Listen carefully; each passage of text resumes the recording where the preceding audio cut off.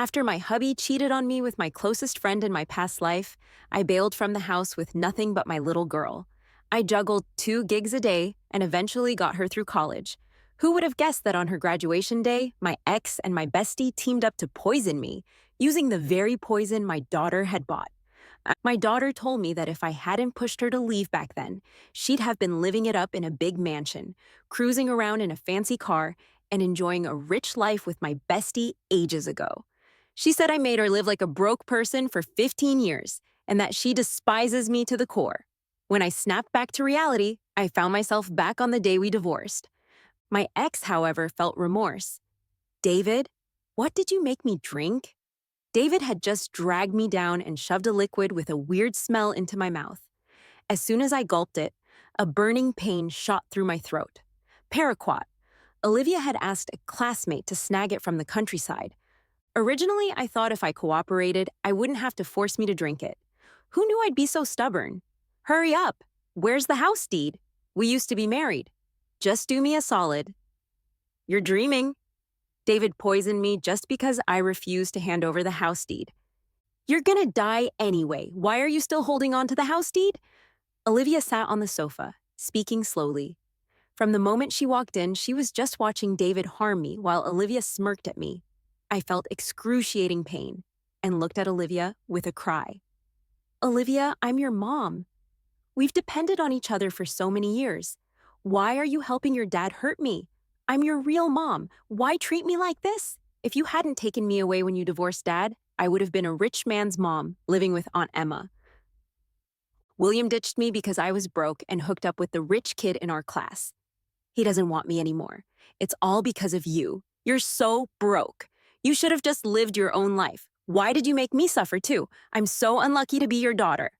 David got impatient and started rifling through the room. Stop nagging her.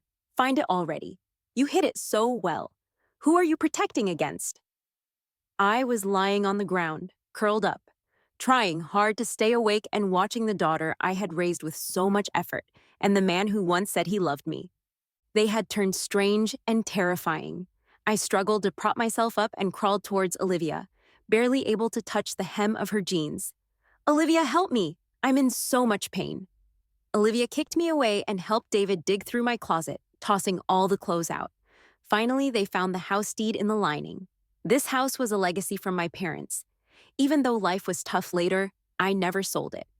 It was the dowry I left for Mia, the only valuable thing I had. Olivia handed the house deed to her dad, and David finally grinned. Once we sell this house, my business will be saved. Olivia waved at me and said, I'm heading to the graduation party. As for you, by the time I get back in a few days, you'll probably be gone. Don't sweat it. I've already prepped your suicide note. Later. Watching the three of them leave, I slowly and painfully slipped into a coma. Mia? Mia. I jolted awake, looking at David in front of me and then at the divorce papers in my hand. Am I back? What other tricks you got? Sign it quick. We're in a rush. Emma has a prenatal checkup later. I won't sign. I put down the pen, held my still trembling hand, and said 3 words. As soon as I spoke, David, my soon-to-be ex-husband, exploded.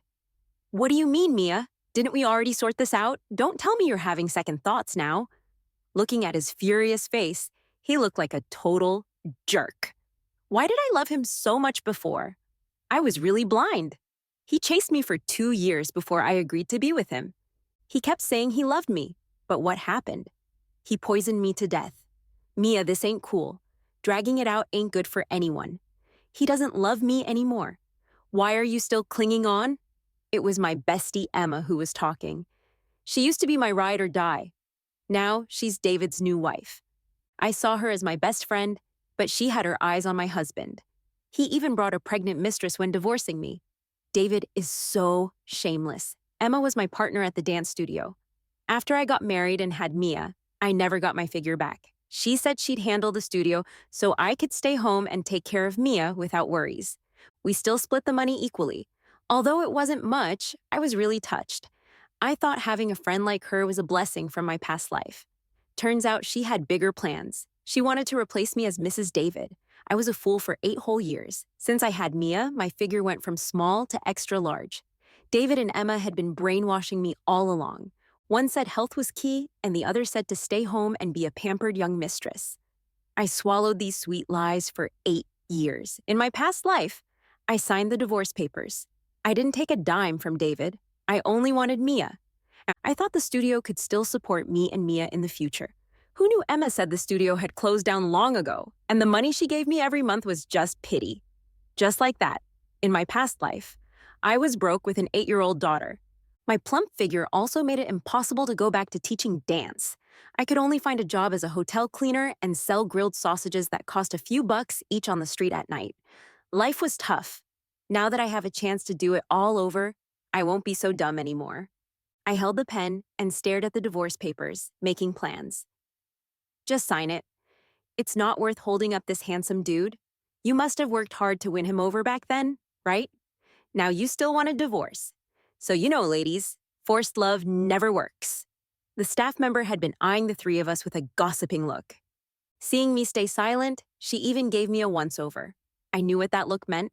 She thought I didn't match up to David in looks. I glanced at the name tag on her chest and said calmly, "Are you representing your department? Aren't you scared I'll file a complaint against you for saying these things?" I didn't say anything. You guys should rethink. If you're gonna sign, do it quick. The staff member immediately backed off and hid back at her desk, pretending to be busy. "Mia, I ain't got time to waste on you.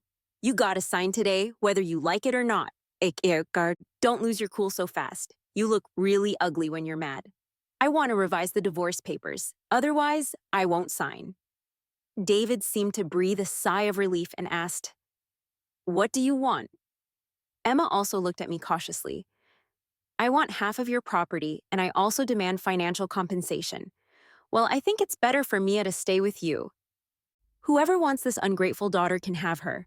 Emma, just thinking about my daughter makes my heart freeze. In my past life, I worked day and night to support her through college, but look how she treats me. She's a total ungrateful brat. David is a major ungrateful brat, and Mia is a little one. I don't want either of them anymore, and I won't let them off easy, including Emma, the mistress." Seriously? You're asking for too much. In our 8-year marriage, did you ever bring any financial benefits to the family? Weren't you always blowing my money? And now you're asking for half of mine? You're nuts. Hearing that I went from asking for nothing to demanding half, David was so pissed he jumped 3 feet in the air and started yelling at me. He didn't look the least bit as smooth and gentle as before.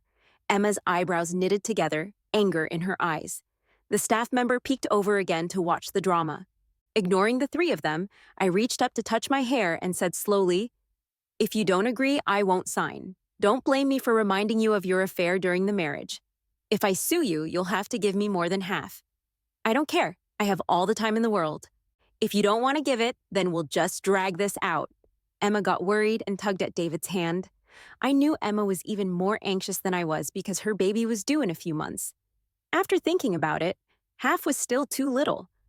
"Fine, I'll give it to you. Half, right? Here you go. You're really ruthless for a former wife."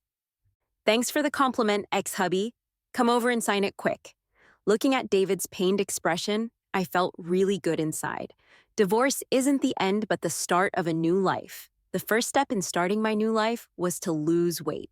I went to a big fitness center downtown, and the front desk staff greeted me super enthusiastically. Maybe it was because my body shape really made me their prime target customer. I planned to sign up for a personal training class so the weight loss would be more effective. The young staff member showed me around, and I was pretty happy with the place. The best part was it was close to my new home. I could walk there, which was super convenient. With a body shape as fat as yours, which customer would want to hire you as their trainer? What confidence could you give them? Passing by a room, I heard a man shouting loudly inside.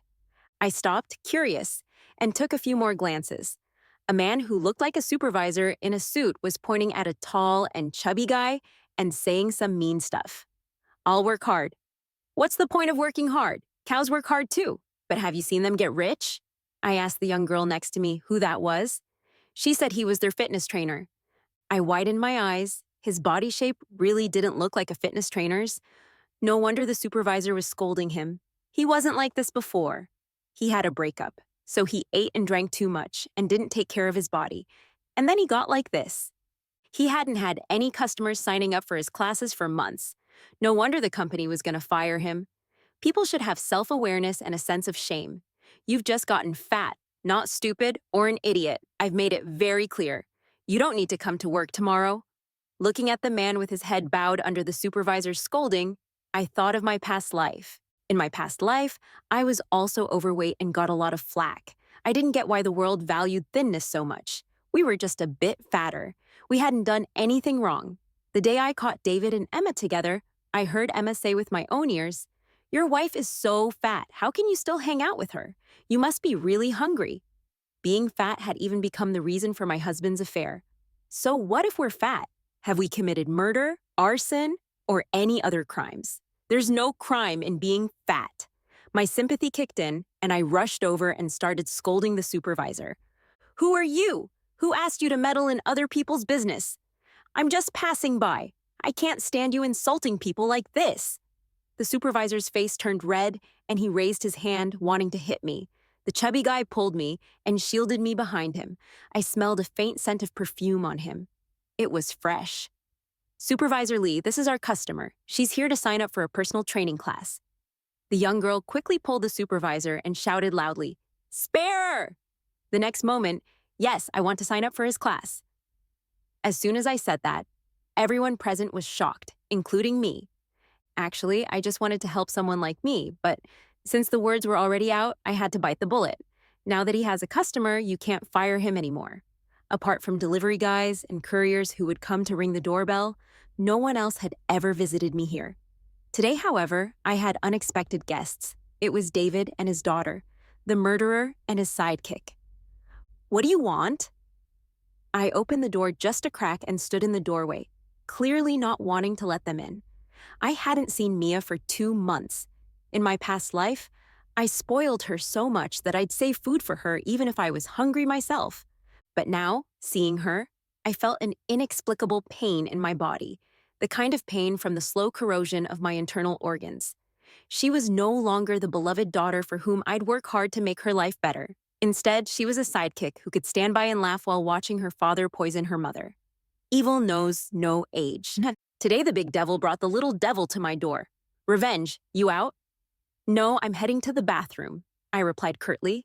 He was asking the obvious. I was actually planning to hit the gym. I booked a class with Ethan. David looked a bit embarrassed and gave a dry laugh. "Mia, call Mom."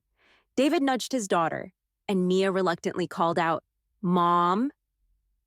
I gave a soft, and asked again, "What do you want?" "Well, Emma and I are going on a trip. We're not cool leaving Mia alone at home, so we thought she could stay with you for a few days." "What about her grandparents? Mom and Dad have also just gone to the countryside to visit friends. There's really no one at home." I looked at Mia's face full of resistance and impatience and smiled. "Sure, let her stay. Mom's been missing you too." I led Mia into the house, and David followed. Casually, he said, "You seem to have lost some weight." I pretended not to hear. It had been 2 months since I signed up for Ethan's personal training class, and both he and I had obvious changes in our figures. My waist had become much thinner, and my face had lost weight too. I guess Ethan must have been the most popular fitness trainer before. Now that he had lost a lot of weight, his facial features looked quite handsome. Now he had nothing to do with the word fat anymore. At most, he could be described as muscular. Ethan was actually quite an interesting guy and knew a lot of things. Occasionally, we'd go out for dinner together after class. After dinner, we'd go and check out the dessert shops, only looking but not eating. We supervised each other to lose weight, to become more beautiful and handsome. We didn't want to be the kind of fat people who were looked down upon. Thinking of Ethan, a strange feeling welled up in my heart. Feeling David reaching out to touch my arm, I snapped back to reality and pushed him away. "What are you doing?" Nothing. I just called you, but you didn't hear me." An embarrassed look appeared on David's face. "How have you been lately? Go back. I'll take good care of Mia while she's here with me." I wasn't in the mood to chat with him. I stood by the door and made a gesture of, "Please leave." Seeing how cold I was, David didn't dare say anything more. He patted his daughter's hair and left. "Dad, you gotta come and pick me up and take me home. Remember to come." Watching her father walk away, Mia was still clinging to the door and shouting, afraid that her dad would never come back. What is this? I don't want to eat this. I had to go to the gym for class and couldn't leave Mia alone at home, so I had to take her with me. After class, I was too lazy to go back and cook, so I took her to a restaurant where Ethan and I often ate. This place was famous for its diet meals. I also ordered one for Mia, which was bland with no oil or salt. She definitely wouldn't like it. Sure enough, as soon as she saw it, she shouted that she didn't want to eat it. You're fat and need to lose weight, so it's okay for you to eat this. But why do I have to eat this too? It has no taste at all. I want fried chicken and ice cream. There's no fried chicken or ice cream here. I silently put the fork she had thrown away back on her plate. Are you doing this on purpose? Emma would never give me this kind of tasteless stuff. It's so dry and tastes horrible. Even a dog wouldn't eat it. Little girl, if you keep talking like that, the boss will come over and scold you. I looked at the boss who was watching us and smiled apologetically. Is this how a mother should be? I want fried chicken and ice cream, but you won't let me have them. I'll tell Dad and Emma that you're bullying me. Mia started crying and making a fuss. I took out a 101 bill from my wallet and put it in front of her. Why don't you go and buy it yourself? The fried chicken shop is just across the street. Mia took the money and skipped happily to the fried chicken shop. I watched her cheerful back and shook my head secretly. Oh, child. In our past life, our family was poor, and we couldn't afford fried chicken, so you kept a good figure. Later, you studied dance because you were so slim and graceful, so you kept a good figure. Later, you studied dance because you were so slim and graceful that you charmed William, the talented guy from the music department next door, completely. You say you love fried chicken and ice cream at such a young age. If you become a little chubby, do you think your idol William will still like you? Never mind. If the child loves it, let her eat her fill. Mia came back with a bucket of fried chicken. I asked her where the change was. Reluctantly, she took out a few banknotes from her pocket, threw them on the table, and said, "Who cares about this little money?" Looking at her disgusted face, she really did have a bit of Emma's vibe about her. Mia had never been very close to me. I thought it was because I didn't love her enough, so I indulged her in everything. Later, I found out that my so-called best friend Emma had done a lot of sneaky stuff in my relationship with my daughter. She used to always say how beautiful Aunt Emma's clothes were today, how Aunt Emma took her to Disneyland today, how Aunt Emma did this and that today. I didn't even realize when it started that my daughter was closer to Emma than to me. Mia stayed at my place for 10 days, eating the food and cola she liked every day. After I repeatedly promised her that I would let her go back home when her dad came back, her attitude towards me improved significantly, and she became much more talkative. She told me that David and Emma were on their second honeymoon. Going on a honeymoon while pregnant for several months, aren't they afraid of upsetting the baby? I asked her, "Do you like Aunt Emma?" She said she did. I then asked her whether she liked me more or Aunt Emma more. She hesitated without answering. I touched her face, which had obviously rounded up a lot in these few days, and curled the corners of my mouth. When David came to pick her up, she was still holding a bottle of cola and waved goodbye to me happily. "Emily, thanks for taking care of Mia. I'll treat you to dinner some other day." I almost burst out laughing. Something must have happened to him during the trip with Emma. Now his attitude of seeking reconciliation was pretty obvious. "No need. You'd better go back quickly. Your wife and kids are waiting for you at home." David touched his nose, looking a bit embarrassed. "Emily, next month it's Mia's great-grandfather's 90th birthday. You should come too."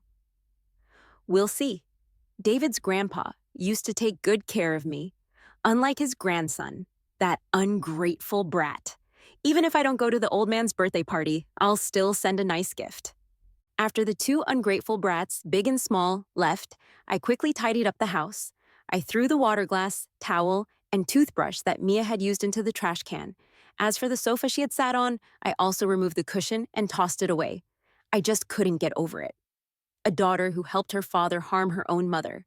Even though I had a second chance in this life, I still dreamed from time to time about the scene where David poisoned me and Mia was laughing beside him. Waking up from the dream, I looked at the ceiling. Tears streamed down from my eyes, slid to the corners of my mouth. They were salty and soon soaked the pillow. Mia actually hated me so much that she teamed up with her dad to harm me this way. David, who tried to get my property and kill me. I won't let these two have an easy time. Looking at the grilled sausage stall across the street from the window, I thought of my past life. I was selling grilled sausages that cost a few bucks each and had to keep an eye out for whether the urban management officers would come to drive me away. And I set up a stall at the entrance of my daughter's school for a few days, thinking that she could come to see me when she got out of class. Who knew that she seemed to turn a blind eye to me? I called out Mia a few times, and her classmates nudged her before she walked over reluctantly. Mia, do you want a grilled sausage? Here, share one with your classmate too. Who wants to eat this? It'll make you fat. Do you want me to be as fat as a pig like you?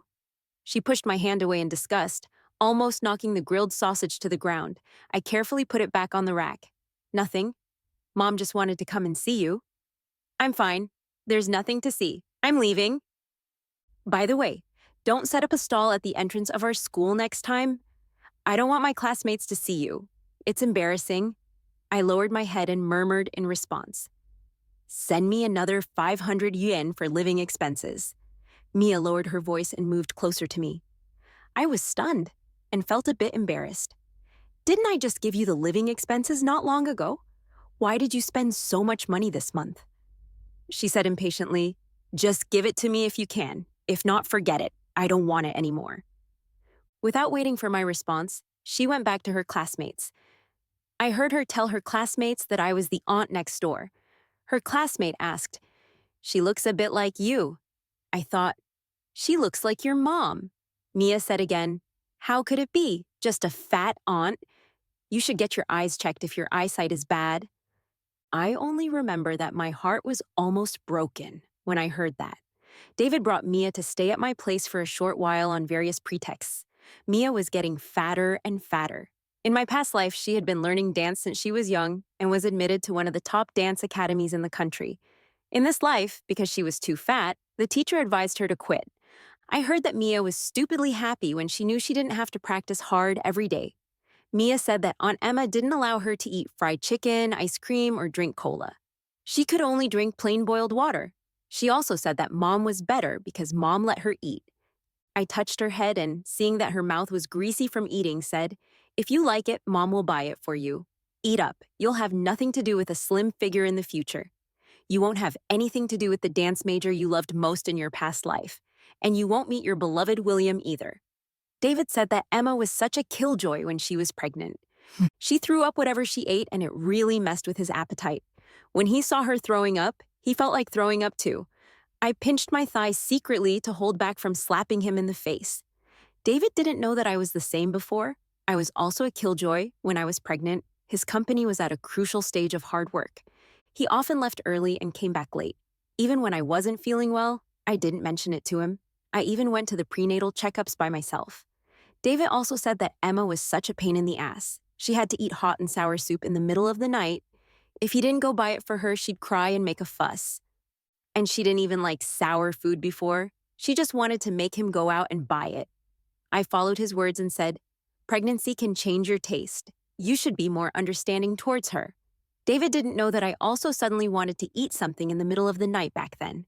But seeing him sleeping soundly beside me, I held back from waking him up. Looking back now, all the forbearance in the past was just a joke. Mia, I now realize how nice you are. We're divorced. Don't say such misleading words. It's not good for the kids to hear. If we hadn't divorced back then... There are all kinds of things in this world, but there is no if. David looked at Mia, who was eating fried chicken, opened his mouth, but finally didn't say anything more. I saw restraint in his eyes. He closed his eyes for a moment, and when he opened them again, his usual calmness had returned. Are you coming to Grandpa's big birthday celebration? You don't need to bring a gift. Just showing up will be fine. I replied with a smile, I'll come. Before Grandpa David's big birthday celebration, I first got into trouble because of Mia. It was Mia's homeroom teacher who called me and asked me to go to the school. I went to the school feeling quite confused. Why did the teacher call me instead of Mia's dad? What's going on? I really didn't want to deal with Mia. Mia's mom, we called you here mainly to talk to you about Mia's situation at school. Where's her dad? We also called Mia's dad. He said he was on a business trip, so we called you. I saw Mia standing there with an indignant look on her face, and next to her was a female classmate with swollen eyes from crying. What did she do? Looking at Mia's bleached yellow hair. When did she get her hair dyed? Mia, she stole.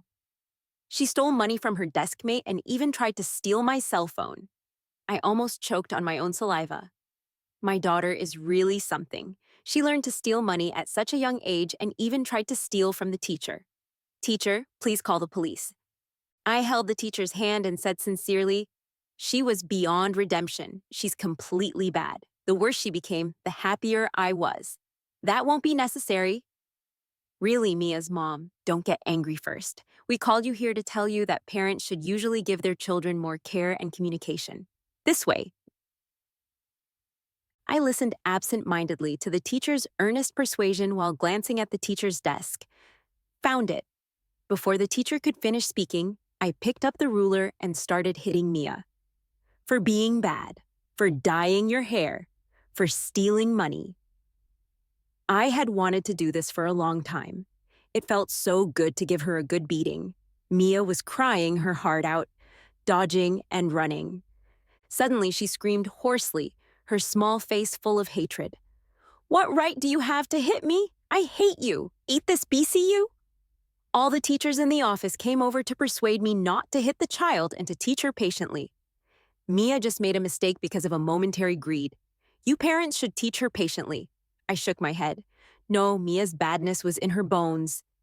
Teacher, if she should be punished, then punish her. If she should be expelled, then expel her. I can't handle her anymore. Later, Mia was given a major demerit by the school, and the punishment record was kept in her file. Later, I heard that it affected her chances of getting into a good school. Today was Grandpa David's 90th birthday. I got up early in the morning to dress up. I deliberately wore a dress that could conceal my flaws and accentuate my strengths. Looking at myself with a curvy figure, I nodded with satisfaction. Although I had been losing weight in the past few months and had lost a lot already, I still hadn't regained the weight I had before giving birth. However, the slender look that women might pursue might not be very attractive to men. At least I knew that David liked a figure with a little bit of flesh. I carried the gift for Grandpa David, took a taxi, and went to the David family's place. Since the old man had difficulty moving around, the party was held at home. Many relatives and friends were invited. The David family's villa couldn't accommodate all the banquet tables, so they were set up in the neighborhood in front of the house. There were a full 20 tables. I ignored the curious glances from the relatives and friends and went straight to the old man. Is my granddaughter-in-law here? Where have you been? Why haven't I seen you come to visit me for so long? The old man held my hand and kept asking me why I hadn't come to visit him for so long. I glanced at David.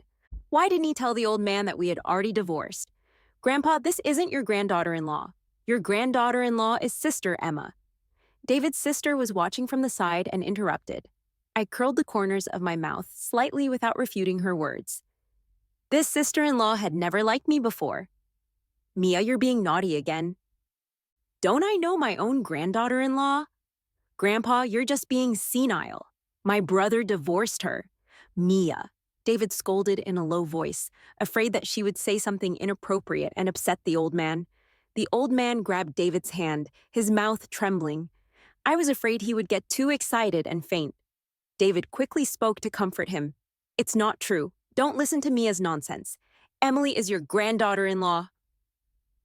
When David said this, Emma happened to walk into the room and heard it too. A flash of anger passed through her eyes. The corners of my mouth slowly curled up into a smile. Watching her so angry that her shoulders were shaking, my smile couldn't help but widen a bit more. While playing with a cousin's child, I got my blouse dirty, so I found an unoccupied guest room and went to the bathroom to clean it. Need any help? David's voice rang out.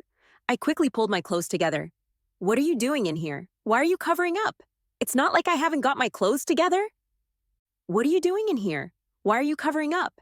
It's not like I haven't seen it before. David muttered in a low voice. I rolled my eyes inwardly and, suppressing my disgust, asked again, What are you doing in here? He stared at the wet front of my blouse and swallowed hard. You won't be able to get this stain out. Change into this instead. Looking at the stain on the front of my blouse that was getting bigger, no matter how much I washed it, I knew it really wouldn't come out.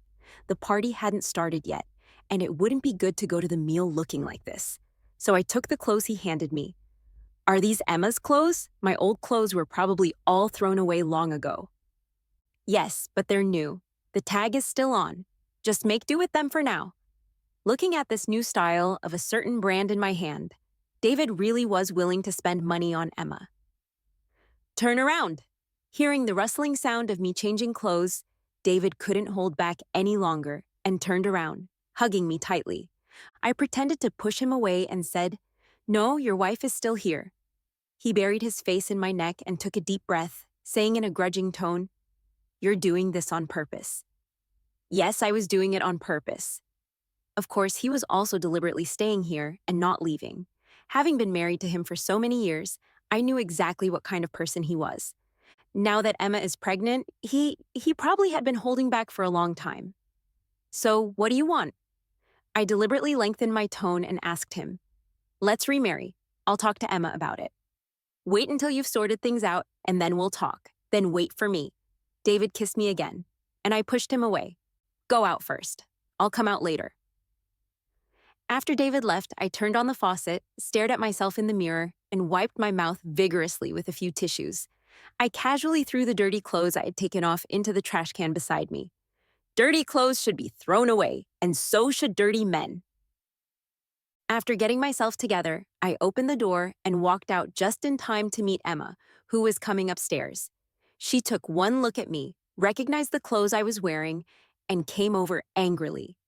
"Why are you wearing my clothes? Were you just with David?" "What did you two do? What do you think?" I asked her back, deliberately making her think that David and I had done something. Emma went crazy and started pulling at me. "Emily, you're shameless." "Thanks for the compliment. When it comes to being shameless, I'm no match for you." "Can I ask you for a few layers of your face?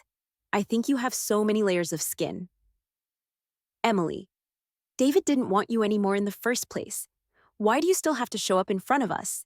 You say it's because your daughter misses her mom. I think it's you. You still want to be Mrs. David." "Mrs. David? I don't care about that. If you have the ability, keep your husband in line. Don't let him come to me. Don't come groveling in front of me like a lapdog every day. I really don't need this husband who would kill for money." Despite being pregnant, Emma reached out and grabbed at me. Looking at the stairs a few steps away, a bold idea popped into my head. I pretended to dodge her hand and took several steps back. "You shameless woman stealing someone else's husband. If you have the guts, don't run away. I'll take you to our relatives and friends to let them judge." Emma kept advancing on me. I backed away again, and then my body fell backwards.